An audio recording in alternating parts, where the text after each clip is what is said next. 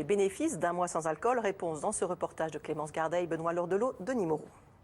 25 years of my life and still trying to get up that great big hill of hope.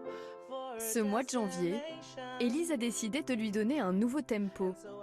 Voilà 19 jours qu'elle n'a pas bu une goutte d'alcool. Un défi pour cette Parisienne de 32 ans, à la vie sociale bien remplie. Mon quotidien, c'est que j'ai un bar de quartier où je retrouve mes amis, qui est littéralement en bas de chez moi. Et je le vois comme une soupape un peu en sortant du travail. Je retrouve le barman qui est un ami d'enfance. Et de temps en temps, je vais boire un verre et rentrer chez moi. Rien boire et rentrer chez moi. Ou boire un verre qui mènera à un autre verre, qui mènera à un autre verre. Et c'était bien plus rare d'avoir des jours sobres que d'avoir des jours alcoolisés. Même légèrement, quoi. Même un verre. C'était très rare.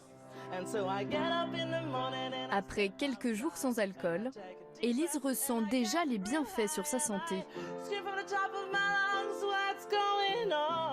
Je dors bien, je me réveille d'un coup. Je suis pas dans le gaz, je me sens pas en train d'essayer de me rappeler ce qui s'est passé avec les cheveux comme ça, la tête pas bien. Non, je me réveille bien, je suis bien. Ça, c'est super. L'énergie, un gros regain d'énergie. La mémoire revient. Voilà, puis j'ai l'impression que les jours sont plus longs. C'est formidable.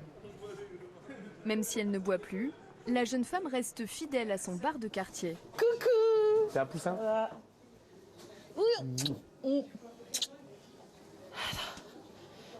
Je vais prendre un cocktail sans alcool, s'il vous plaît, monsieur. Le citron, là, que t'as fait la dernière fois. Hop là. Merci. Ça me fait rien du tout de boire un truc sans alcool. Par contre, j'ai besoin de boire quelque chose quand même. Voilà. Dans un grand verre, c'est bien. Vous n'êtes pas tentée? Non, pas du tout. Non, parce que j'ai un verre, j'ai quelque chose en main, j'ai quelque chose, j'ai le geste qui est important, et du coup, non, je suis pas tentée, non. D'après une étude menée par une université britannique, comme Élise, 71% des participants au défi dorment mieux et réalisent qu'ils n'ont pas besoin de boire pour s'amuser. Pour cet addictologue, les Français ont tendance à oublier les dangers que représente l'alcool. Il a des dangers physiques, 41 000 morts, deuxième cause d'hospitalisation, deuxième cause des cancers, hypertension, première cause de démence chez les moins de 60 ans, première cause des violences, violences conjugales, violences familiales, violences faites aux enfants, violences dans la rue, accidents. Et puis c'est une cause d'incapacité professionnelle, d'arrêt de travail, de détérioration. Donc ça cumule toute une série d'ennuis qui ne sont pas rassemblés et pour lesquels, en France, on fait comme s'il n'y avait pas une cause commune. Oui, il y a une cause commune, un produit dangereux dont il faut faire attention et qu'il faut manier avec précaution, même si c'est très agréable. Si l'alcool fait autant de dégâts, c'est parce qu'il est complètement banalisé dans notre quotidien.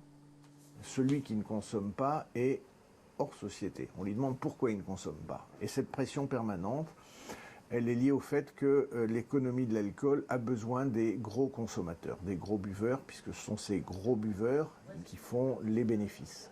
Et donc notre société a besoin des bénéfices et tous ceux qui en tirent intérêt tentent de maintenir le mythe du bon vivant, qui est en réalité la réalité des gros buveurs. Heureusement pour Élise, son entourage la soutient. Adrien, son grand frère, est même admiratif. Je suis très fier d'elle. C'était pas une décision facile, je pense, à prendre. Elle tient, hein, ça fait 19 jours aujourd'hui. Je la trouve beaucoup plus posée, beaucoup plus posée, beaucoup plus sûre d'elle. Je la sens bien. qu'on se rend compte. En plus d'une prise de conscience sur sa consommation d'alcool, Élise voit une grande différence dans son porte-monnaie. Au bout de 19 jours, elle a déjà économisé près de 200 €.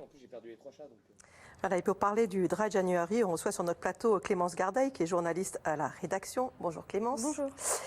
Déjà, est-ce que depuis que vous avez tourné ce reportage qu'on vient de voir, vous avez des nouvelles d'Élise, puisqu'on est au mois de février? Exactement, bah oui, j'ai eu des nouvelles d'Élise hier. Elle va très bien, elle a réussi à son Dry January puisqu'elle n'a pas bu une seule goutte d'alcool pendant tout le mois de janvier. Elle s'est accordé un verre quand même lundi, on était le 3 février, et c'était son anniversaire, donc bon...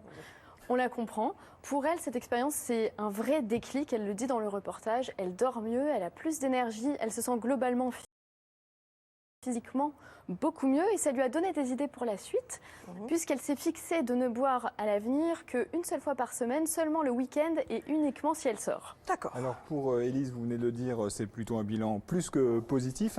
On a des études scientifiques qui ont mesuré l'impact de ce Dry January? Oui, il y a un spécialiste de ce sujet, il s'appelle Richard de Visser, il est chercheur en psychologie dans une grande université britannique. Il travaille sur le dossier depuis de nombreuses années et regardez les résultats de son étude menée en 2018.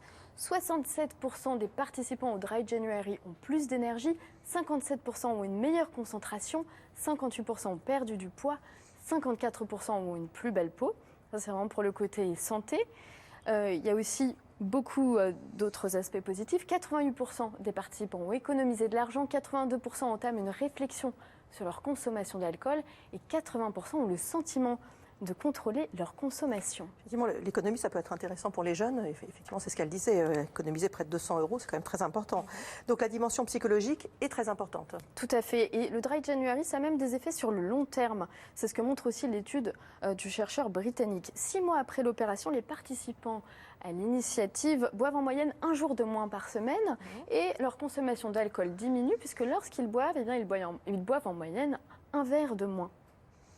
Et on sait si scientifiquement on a prouvé que le fait d'avoir une initiation, une participation collective, est-ce que ça aide ou pas? Oui, tout à fait, ça aide Richard de Visser à mesurer le pourcentage de réussite au défi. Et au Royaume-Uni, les personnes inscrites sur le site du Dry January ou sur l'application ont 70% de chances de réussir le défi, alors que les personnes qui se lancent dans l'initiative un peu de leur côté sans s'inscrire, eh bien eux, ils ont seulement 30% de chances de réussir à ne pas boire du tout d'alcool pendant tout le mois de janvier. En fait, s'inscrire en ligne, ça donne un sentiment d'appartenir à une communauté. On reçoit des mails, on prend de nos nouvelles et ça motive beaucoup les participants. Soutien, c'est sûr. C'est ça. Et comment ça a marché en France? Alors, en France, ça a bien marché. Ça aurait pu, bien sûr, encore mieux marcher si les pouvoirs publics avaient soutenu l'initiative, parce que dans ce cas-là, eh bien, des fonds auraient été débloqués. Il y aurait eu de l'argent pour faire des campagnes de publicité à la télévision et ailleurs. Donc, bon, ça aurait pu sans doute mieux marcher, mais malgré tout, les résultats sont quand même très encourageants. Par exemple, sur le site Le Défi de janvier en français, eh bien, il y a près de 9000 participants. Sur la page Facebook du défi, il y a plus de 3000 likes. Sur Twitter, plus de 3000 abonnés. Donc en France, cette année, on estime le nombre de participants à environ 10 000 personnes. C'est plutôt un bon début, surtout si on regarde nos amis britanniques. L'année du premier Dry January au Royaume-Uni, c'était en 2013. Et bien 4000 personnes s'étaient inscrites sur Internet. Cette année, c'est plus de 100 000 personnes qui se sont inscrites sur le site et on estime que 4 millions de Britanniques ont essayé de se lancer le défi cette année. Donc c'est beaucoup et ça laisse présager de beaux résultats pour la France aussi. C'est vrai que ça serait bien d'être soutenu par les pouvoirs publics dans ce domaine. On rappelle quand même les dernières recommandations de Santé publique France en matière d'alcool. C'est maximum 2 verres par jour, maximum 10 verres par semaine et il est recommandé de ne pas boire d'alcool tous les jours. Merci beaucoup. Merci. C'est aujourd'hui la journée internationale des mutilations sexuelles, altérations